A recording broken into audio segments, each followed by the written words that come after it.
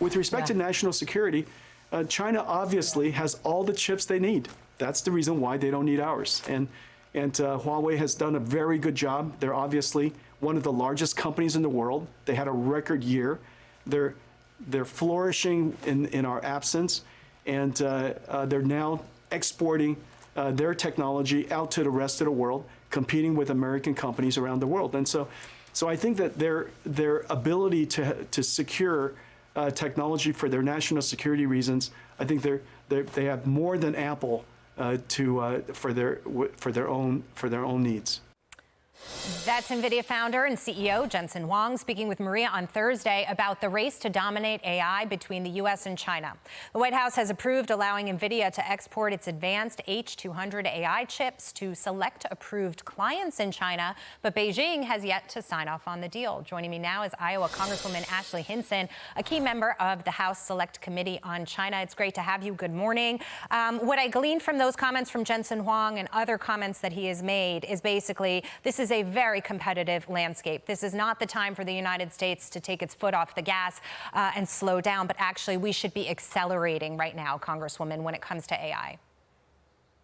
Yeah, Jackie, I couldn't agree more. And when we look at this technology, the question isn't really whether AI is going to shape the future for the United States. It's whether that future is built by the United States or whether it's written by the CCP in Beijing. So the way I see it right now, the stakes are incredibly high. And through my work on the Select Committee, we've been able to discover some of the malign practices, obviously, of the CCP. I can assure you that they are not developing these technologies out of the goodness of their hearts. And the way we see it, they are, in essence, attempting to weaponize it. You heard him talking about the chips and their tactics there.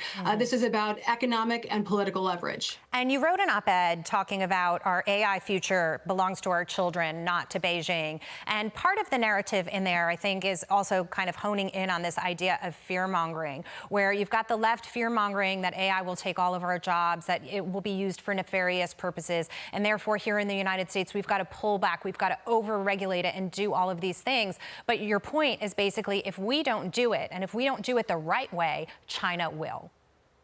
Right. China's model is 100% state control and government driven. Ours is innovation and entrepreneurship driven. And I can tell you, being in Iowa, we are front and center to how AI is being used for good. Our farmers are using it to make sure they're applying fertilizer, only what they need, right? So they can use less of those inputs and have a better yield. They're using it to track water so they can be efficient in what they do every single day. I visited manufacturers who want to use AI to be able to advance what they're doing and then put their human capital where they need it to go. So that's what we're seeing happen on the ground with AI here in the United States, which is why it's so critical that we don't overregulate this, that we get out of our own way, and we do this in the right way as policy leaders. I'm not sure how much you read about the lawsuit or got into it with Elon Musk and versus Sam Altman. Obviously, Elon Musk lost. But part of his argument, Musk's argument, was painting a picture of AI that is very dangerous, that could potentially harm us if we don't treat it and handle it in the right way. I think there are elements of that that are true, but I also think that there are reasons certain people put those theories forward to advance their own interests. What are your thoughts? Yeah.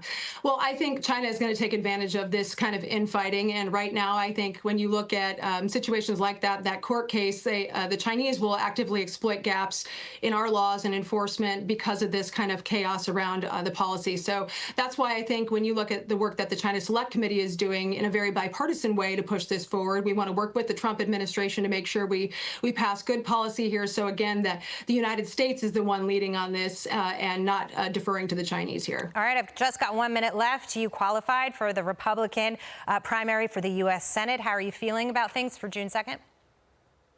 Yeah, well, I'm excited to run through the tape and be the nominee for the United States Senate here in Iowa. You know, Iowans really just are common sense people. They want a leader who understands what they're going through. And I'm the minivan driving mom, right? So I've got 2 teenage boys, and I understand what it's like to have to fill up the gas tank and you buy the groceries and 2 days later they're all gone. So when I look at what we need to do to continue to move things forward, I look forward to executing on those priorities in the United States Senate and continuing to focus on lowering drug prices, making sure we're standing up for our veterans, and making life more affordable so that everyone can continue to live the American dream. And obviously, you'd have great opportunity to do that in the Senate, but you will be missed in the House as well. Your feelings on that?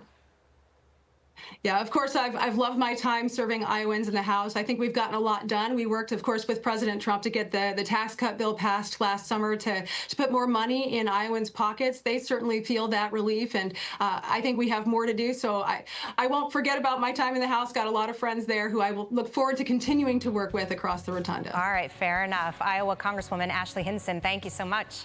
That does it for Sunday Morning Thanks, Futures. I'm Jackie DeAngelis, in for Maria Bartiromo. Be sure to like and subscribe for all the Fox News latest on YouTube and catch full shows streaming now on Fox One.